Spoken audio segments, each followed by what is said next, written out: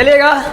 तो पिछले क्लास में ये सारा चीज़ का चर्चा कर लिए थे, करिए दर जी कि सबसे छोटी अस्थि स्टेपिस, सबसे बड़ी अस्थि फीमर, सबसे बड़ा गिब्बन और सबसे बड़ा कपी क्या हो जाएगा? गोरिल्ला। सबसे छोटा कपी गिब्बन, बुद्धिमान कपी चिंपैंजी।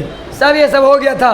सबसे बड़ा ग्रंथि या कृत ग्रंथि, सबसे बड़ा अस्थि फीमर, ऊंचा अस्तनी जिराफ, बड़ा अस्तनी अफ्रीकी हाथी और बोलो बहेर, है ना। चलिए अब देखना है मनुष्य का, मानव शरीर का महत्वपूर्ण तथ्य। ये जो है ये नया चीज़ नहीं है। अगर आपको लग रहा है भाई मेरे नया चीज़ है, तो नया चीज़ बिल्कुल नहीं है। एक चीज़ मैं बता दूं कि ये जो है जो आप पढ़े पीछे उसी से रिलेटेड है। आप कितना जानते हैं वो चीज़ को देखना है। तो बता दे, डांटवा नहीं रहता ना तो हमें तब मन नहीं लगता। भैंस अब ऐसे नहीं चल जाते थे जी, है। तो बात बोले, एक बात बोलते हैं, अभी पूरा एकदम शायरी चल रहा है, शायरी की दुनिया में पूरा टना टन चल रहा ना।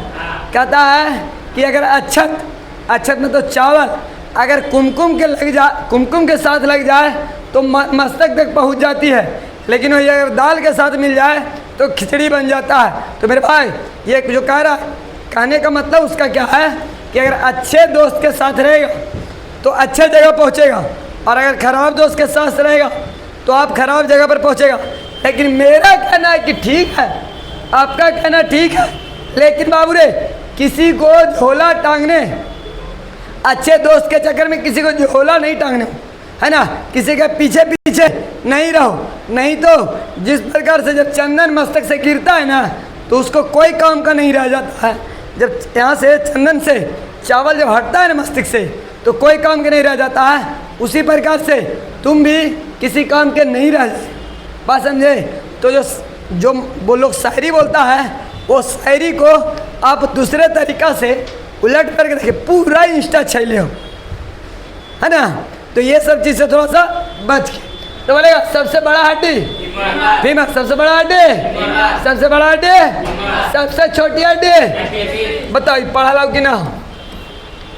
अरे बोलो ना पढ़ाई ले हैं कि नहीं पढ़े ले? अरे बोलो ना पढ़ाई ले हैं कि नहीं? सबसे बड़ा हड्डी, सबसे छोटी हड्डी, सबसे बड़ी ग्रंथि, सबसे बड़ी अंतःस्रावी ग्रंथि थायराइड ग्रंथि। कौन जगह? सबसे बड़ी अंतःस्रावी ग्रंथि थायराइड ग्रंथि, सबसे बड़ी अंतःस्रावी ग्रंथि थायराइड ग्रंथि।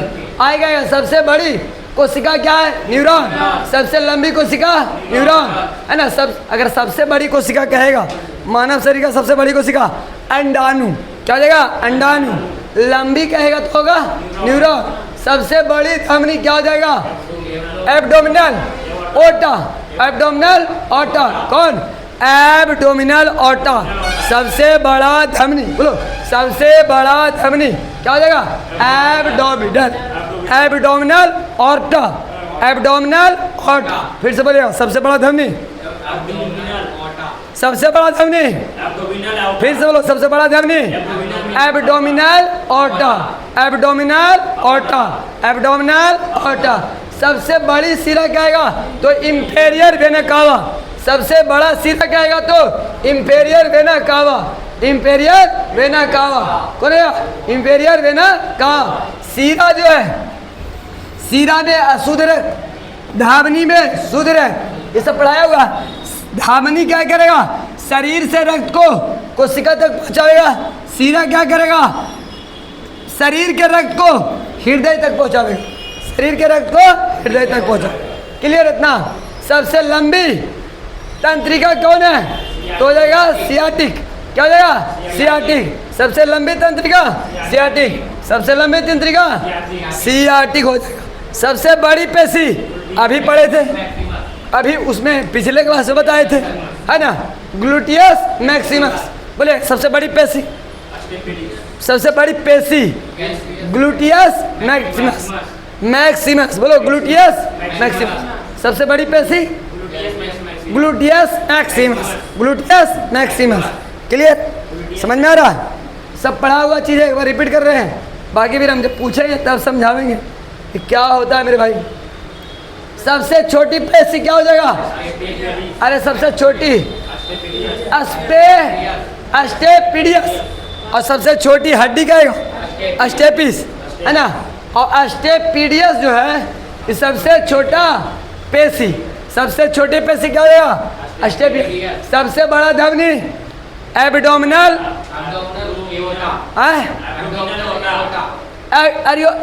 एयोटा, एब्डोमिनल एयोटा, है ना। और सबसे बड़ा सिरा कहेगा तो inferior vena cava, inferior vena cava. चलेगा आगे। सबसे बड़ा श्वेत रक्तकण मोनोसाइट WBC, कई गो? 5 गो। सबसे बड़ा मोनोसाइट, सबसे बड़ा मोनोसाइट। सबसे कम पुनर्विधन क्षमता, मतलब कि दोबारा निर्माण की क्षमता, पुनर्निर्माण की क्षमता केकरा होता है? मस्तिष्क कोशिका में। किसमें? मस्तिष्क कोशिका में। सबसे बड़ा अंग कौन है? त्वचा। त्वचा में कौन ऊतक? त्वचा में कौन ऊतक बोलेगा? उपकला ऊतक, एपिथेलियल टिश्यू, उपकला ऊतक। सबसे व्यस्त अंग हृदय, सबसे व्यस्त अंग हृदय। पढ़ा हुआ चीज ना। सबसे पतली त्वचा क्या होता है? कंजंक्टिवा। क्या होता है? कंजंक्टिवा। सबसे पतली त्वचा कंजंक्टिवा। बोलो, सबसे पतली त्वचा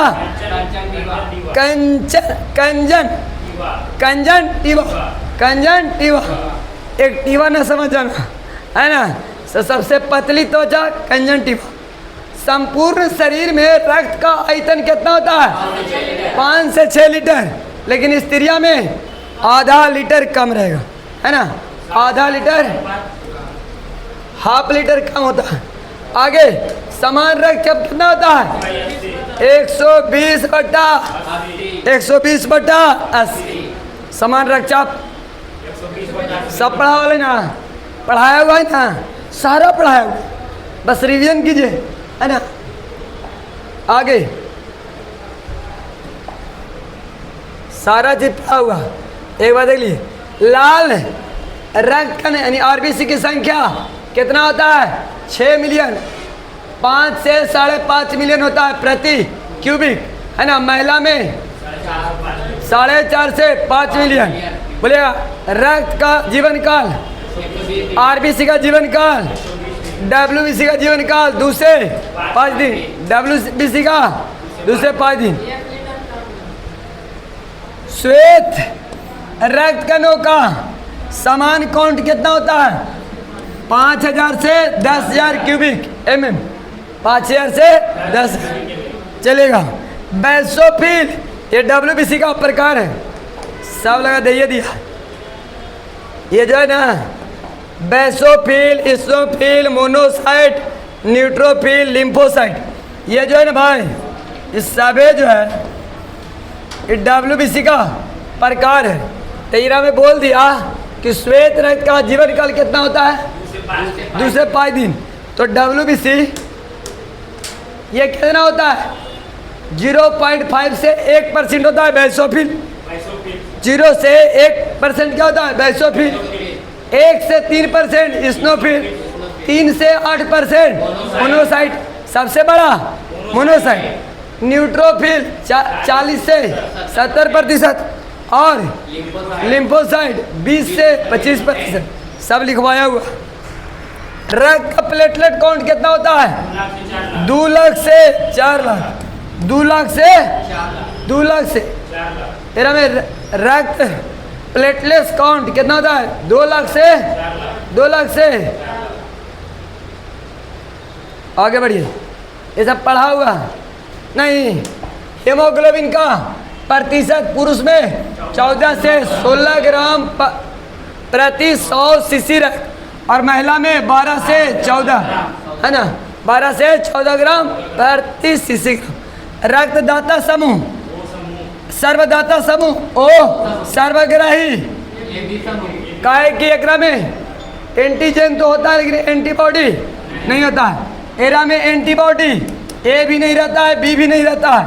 और एरा में एंटीबॉडी ए भी रहता है, बी भी रहता है। सॉरी एरा में एंटीबॉडी, एरा में एंटीजन ए और बी कोई ना है, एंटीबॉडी दोनों है। एकरा में एंटीबॉडी ए भी है और बी भी है। ध्यान से सर्वदाता क्यों है? क्योंकि एंटीबॉडी ए भी है, एंटीबॉडी बी भी है, एंटीजन नहीं है। एकरा में एंटीजन ए भी है, एंटीजन बी भी है, लेकिन एंटीबॉडी ए एंटीबॉडी बी नहीं है। एंटीजन ए और एंटीजन बी दोनों है। शरीर का समान तापमान कितना होता है? 98.4, कहीं कहीं 98.6 लिखेगा, और 37 डिग्री सेंटीग्रेड। फॉरेनहाइट में 98.4 या 98.6 याद रखेंगे। श्वसन दर 16 से 20 प्रति मिनट, 16 से 20 श्वसन दर।